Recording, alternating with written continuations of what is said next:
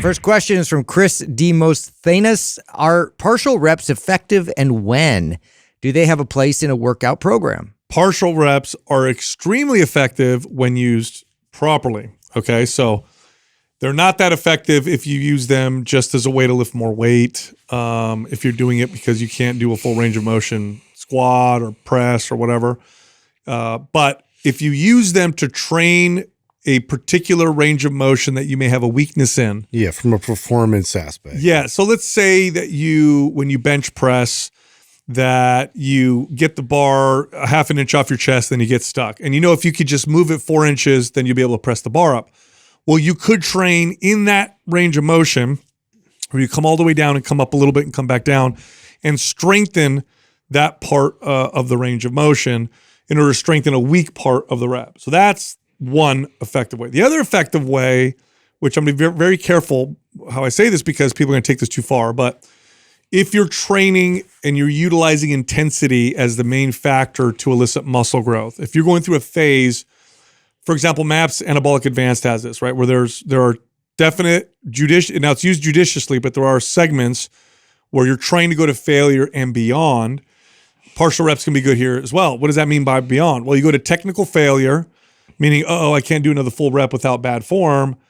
Now I'm going to do 2 or 3 half reps to squeeze out just a little bit more. Those are the two main ways I like to use partials. I'm trying to think of an analogy that encompasses all of these novel stimuluses that people always ask about. Mm-hmm. Partial reps, cluster sets, pyramid, stacking, giant set. I mean, these are all these tools. Yeah. They're just all interrupters. And they all have value. And I'm trying to think, I guess the best analogy I can come up with is like in basketball, where you learn all these great moves, like a spin move and a behind the back and a crossover and a between the legs move. And like those are all apply in the game. Like and if you practice them and know how to do them well, you can insert those in the game and they be very effective at the right times.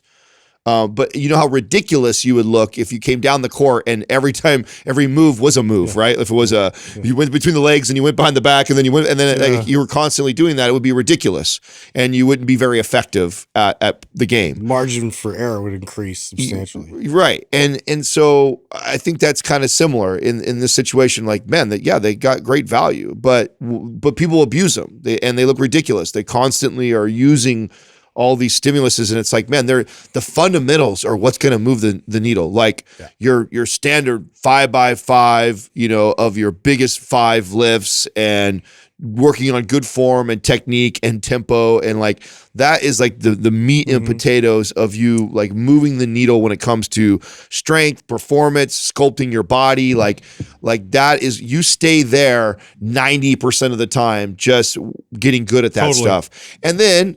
You have all these great tools. Now, personally, I like using these novel things when time is a factor or it makes sense or I'm limited to equipment. So I'm going to do some of these kind of unique techniques because all I have is dumbbells or all I have is 20 minutes. And so I utilize a lot of these novel stimuluses that increase intensity in the workout.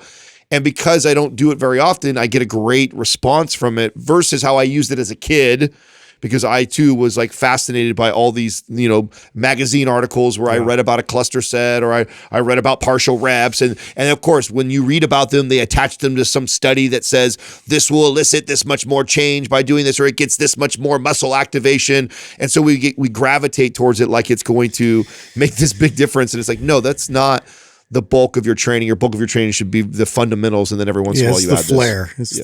It's the fun stuff, right? That I think there's value in doing things to shake it up and have fun, but it's not something that's like a staple, and it's not something that's really like moving the needle as much as it's just like this is kind of disrupting what your normal method of operation looks like, and in terms of that, and two.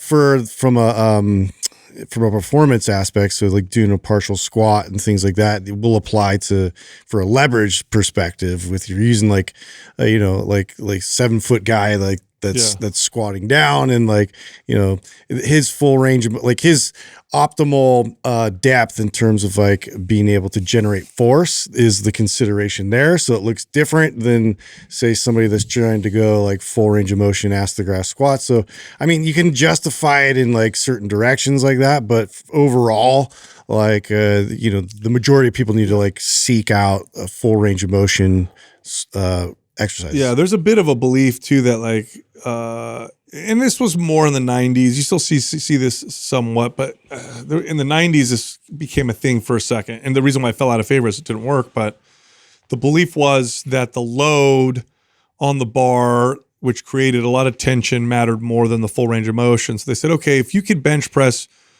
150 pounds with a full range of motion, you're better off doing 250 with partial range of motion because of the load. And that's going to make it more effective because you're lifting heavier weight. Well, this has been proven false. I will say this though, the one category of people were partial, what would appear to be partial reps, in the sense that it's not what would be considered the standard full range of motion, or what's accepted standard full range of motion.